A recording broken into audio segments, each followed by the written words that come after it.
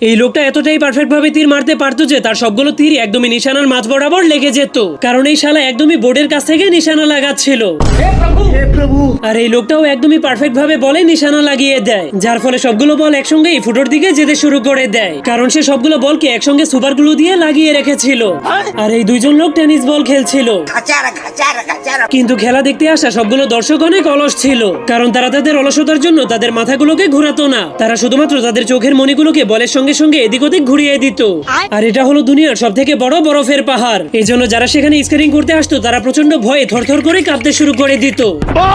কিন্তু তখনই সে 1 সেকেন্ডের মধ্যেই নিচে নেমে আসে, কারণ সেই পাহাড়টা ছিল একটা নকল পাহাড়ের পেইন্টিং। আর এই সবগুলো লোক যখনই রেসিং করার জন্য দৌড়াতে শুরু করে তখন তারা সবাই একসঙ্গেই দৌড়াতে শুরু করে দেয়, কারণ তারা সবাই একই কোম্পানির ভিটামিন খেয়েছিল। তুই সমঝা?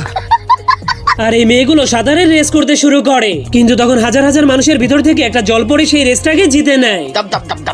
আর এই লোকটাকেও সাঁতারের রেস করানো হচ্ছিল, কিন্তু এই শালা সাঁতার না পারার কারণে সে অল্প একটু পানির মধ্যে সাঁতার কাটার ভান করতে শুরু করে।